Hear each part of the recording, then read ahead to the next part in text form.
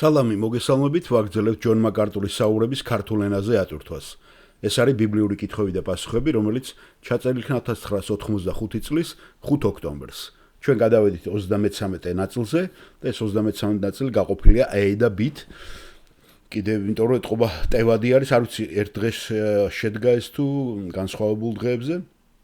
შეიძლება ერთ დღეს შედგა ან ერთ კვირას და ამიტომაც ჩათვალეთ რომ გაეყოთ და ცალკე და შემდეგი კითხვა არის ძალიან საინტერესო და ეხება ქართულ სივრცეს ძალიან აქტუალურად, არ არის გამორიცხული რომ ეს პიროვნება იყოს ან კათოლიკე, ან მართლმადიდებლური ბექგრაუნდიდან. ფეიტონი ქვია სახელი, უფრო დიდი ალბათობით ალბათ კათოლიკურიდანა, ან კიდე მან მოისმინა რაღაცა ამის შესახებ.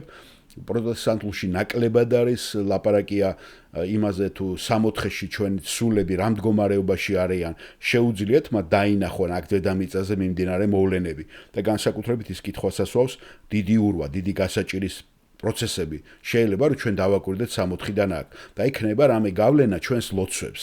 იცით ხომ საქართველოში დღესაც მუსირებს ეს აზრი, რომ ლოცულობენ ჩვენი წმინდანები, ეს ერესი აზარმაცებს აქ ხალხს. ასევე აზარმაცებს ქართველებს ის გაგება რომ შენ რომ გარდაიცვლები, სხვებს შეუძლიათ აქედან მიწაზე ილოცონ შენზე, კეთილი საქმეები გააკეთონ და გავლენა მოახდინონ შენს მომავალ მარადიული სულის მდგომარეობაზე. აი ესეც არის ზღაპარი. აი ეს, როცა შენ ესე გწამს, ნახეთ სახელმწიფოს როგორც აშენებენ კათოლიკეები და როგორც აშენებენ მართლმადიდებლები. გადახედეთ რა დედამიწაზე სახელმწიფოს ეს ნაყოფები ხის აი ამ გაგებისა თვალნათლივი არის, აი თვალნათლივი არის. აღარ ლაპარაკობ მუსლიმანებზე, დღესდილას წავაწყდი, დამატებული მყავს მე რამოდენიმე ესეთი არის ყურანი. მაინტერესებს ხოლმე ქართველი მუსლიმანები რას ლაპარაკობენ, რა არის და იქ იყო ერთი გაზიარება ყურანის რაღაცა მუხლის და პიროვნებამ, რომელსაც ერქვა დასასრული, აი ძალიან მშვენივრად ჩამოარაკრაკა, როგორც ერთხელ ბატონმა ეზრემაც მე მგონი მოგვიტანა მაგალითები ყურანიდან, თუ რას ქადაგებს ყურანი. და როგორ შეიძლება ამისი რწმენა მიიღო ამაში. და იქ წერა სხვა ქალის კომენტარი რომ მადლობა ალაჰს, ალბათ ალაჰს გულისხმობენ, ხო, აბა რა არის მათი ღმერთი, რომ მე მუსლიმანად დავიბადე. აი ეს დიდი ტრაგედია ქართული იმაში სივრცეში. იმიტომ რომ საქართველოში ხო გითხარით, წესიერად ქრისტიანობა არ მისულა.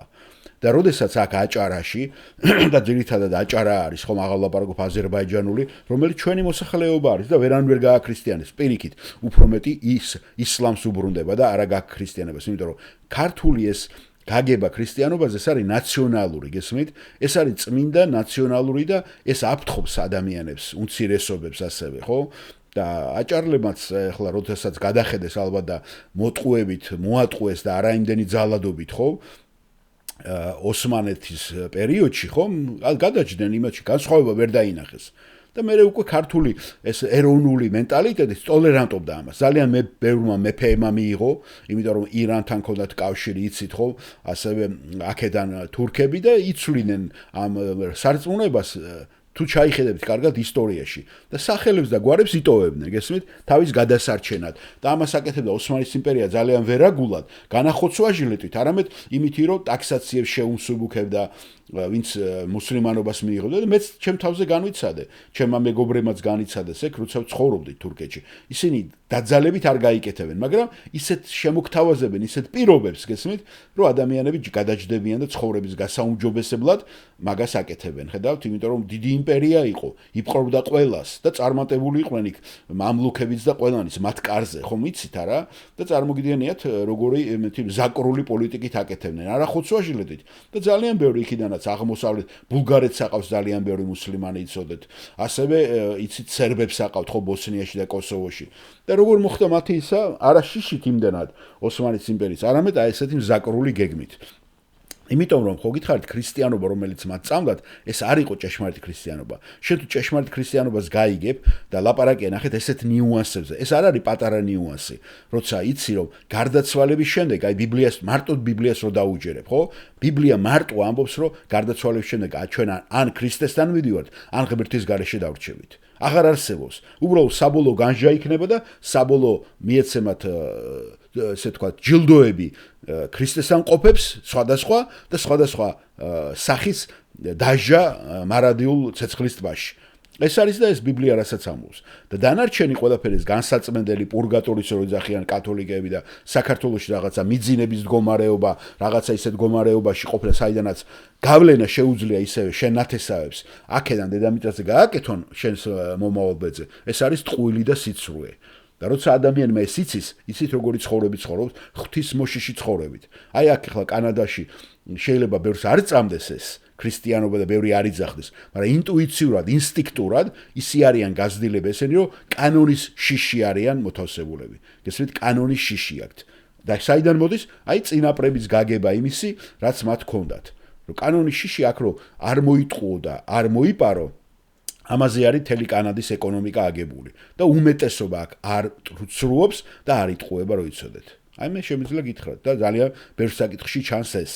სამსახურებში ყოველ შემთხვევაში პირველი რაც ჩვენ გვითხრეს არ მოიპაროთ და არ მოიტყოთ, თორე დანარჩენი ავარიები მოვიდა ბევრს, ადამიანი შემოაკვდა, აღარ ატარებინებდნენ და გადაიყვანეს სხვა სამუშაოზე. აი ეს არის ესეთი ყოფა არის და მიდგომა არის აქ, აი მოპარვა და მოტყუება კანადაში, საიმიგრაციო საკითხებში, ყველა დანარჩენ საკითხებში, ხო? მთელი ცხოვრების მანძილზე გაყვება შენს ბიოგრაფიაში. ეს მინდოდა უბრალოდ მეთქო და მოდით მოусვინოთ პეიტონს. სალამი ჯონ, მოგესალმებით, მე მქვია პეიტონი. პირველ რიგში მინდა მოგახსენოთ პერსონალური ჩემი დიდი პატივისცემა და მადლობა გადაგიხადოთ ყველა იმ საქმისათვის, იმ სწავლებისათვის, რასაც თქვენ აკეთებთ აქაური ეკლესიისათვის. თქვენ არიცით, როგორ მეხმარებით თქვენ წარმოუდგენელი ასეთი შრომით, რომ მე სულიერად ვიზრდები. მე მინდოდა მადლობა მეთქვა ამისათვის. მადლობა თქვენ ჯონ მაკარტრომაც მოუხადა. მე მაქვს ძალიან მოკლე ორნაწილიანი შეკითხვა. პირველი ნაწილია, როდესაც ჩვენი სულები სხეულის გარეშე სამოთხეში იქნებიან და წავალთ, შევძლებთ თუ არა დავინახოთ დედამიწაზე მიმდინარე მოვლენები, როგორიცაა მაგალითად დიდი ურვა, დიდი გასაჭირი და ასევე იმ სხვა სულების ხსნა, რაც მოხდება აქ. და მეორე ნაწილი, რომელიც უფრო შეიძლება მაღლა იდგეს ამ კითხვასთან, იქნება თუ არა ჩვენს ლოცვებს რაიმე გავლენა ამ სულების ხსნაზე, რომლებიც აქ დარჩებიან. როდესაც ჩვენ ვიქნებით იქ ცოდვის გარეშე უფალთან. დიახ, ჯონ მაკარტური პასუხობს, საინტერესო კითხვებია, მადლობა პეიტონ, რაც შეეხება თქვენს პირველ კითხვას. იმის შემდეგ, როდესაც ჩვენი სულები ტოვებენ ამ წუთისობელს, ისინი პირდაპირ მიდიან უფალთან საცხოვრებლად. და რა თქმა უნდა, ეს ხდება ნებისმიერი სიკვდილის დროს. ასე არ არის? გახსოვთ ფილიპელთა წერილის პირველი 21 პავლე რას ამბობს? ჯობია წავიდე და ვიყო ქრისტესთან, ვიდრე აქ დავრჩეო. ესე იგი, არ არსებობს შუა ადგილი. ის პირდაპირ მორწმუნე პირდაპირ მიდის იესო ქრისტესთან. ეს გახსოვთ ავაზაკთანაც, როცა ეუნება ავაზაკს, ჯვარზე გაკრულ ავაზაკს, იესო ქრისტე რომ ჩემთან ამაღამ ჩემთან იქნები სამოთხეში. ასევე მეორე კორინთელთა მეხუთე თავში, რომ მორწმუნისათვის სხეულიდან არ ყოფნა გასვლა ნიშნავს ავტომატურად უფალთან ყოფნას. და მაინც ჩვენ ველოდებით იცით სხეულიური აღდგომასაც. როდესაც ჩვენი სულები ავლენ, ისინი მოლოდინის რეჟიმში არიან, როდესაც მოხდება ქრისტეს საყოველთაო აღდგომა, როდესაც მკვდრები აღდგებიან, იცით ეს ამ დიდი გასაჭირის, დიდი ურვის დამთავრების შემდეგ. თესალონიკელთა მეოთხე თავიც ასე ამბობს, რომ ჩვენი სულები სამოთხეში არიან და კითხვა, რომელსაც თქვენ სვათ არის, თუ არა ჩვენ შევძლებთ ქვემოდან ამ ყველაფრის დანახვას. ამ კითხვაზე პასუხი პირდაპირ გითხრათ, შემიძლია გითხრათ, არ ვიცი შევძლებთ თუ არა, მაგრამ მე მჯერა, რომ შეგვეძლოს. ჩვენ არანაირად არ მოგვინდება ამის გაკეთება. მე ყოველთვის ვფიქრობ იმაზე, რომ იესო ქრისტეს თანდასწრებით ყოფნა იქნება ისეთი შრომატევადი რეალობა და ისეთი სრულყოფილი მდგომარეობა, რომ ჩვენი არსებობა იქ იქნება ძალიან გადატვირთული და დიდებული, რომ აბსოლუტურად არ იქნება არანაირი ინტერესი იმაზე, რაც აქ დავტოვე და აქ რაც მოხდება. და კითხვის დამსველი პეიტონი ამბობს, დიახ, მეც ვფიქრობ, რომ შეიძლება მთლიანად ჩვენ დაკავებულიყოთ ღმერთის განდიდებით. და ჯონ მაკარტური პასუხობს, მე ვფიქრობ, რომ ჩვენ იქ შევდივართ ცხოვრების იმ განზომილებაში, რომელშიც ვიარსებებთ უფალი იესო ქრისტეს სადიდებლად და არა დედამიწის სირთულეებზე ზრუნვისათვის.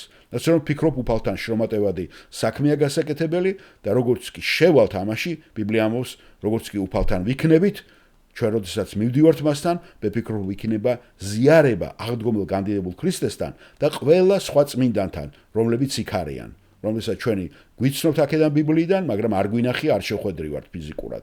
ასე რომ მე მირჩევნია დავჯდე, თუ ასეთი შესაძლებლობა მექნება და გავატარო ეს 7 წელი, რაც დიდი ურვა დაიჭერს და მთლიანად ეს ანტიქრისტეს პერიოდი ძველი წმინდანებთან გასაცნობად.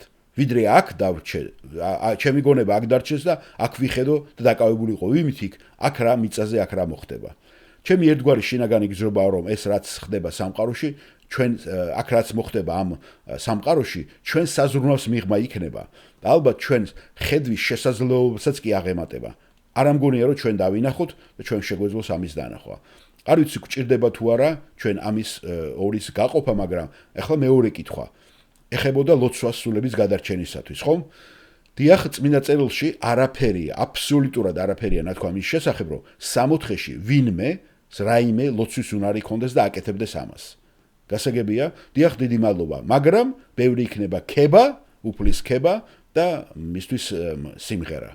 ამინ, დიდი მადლობა.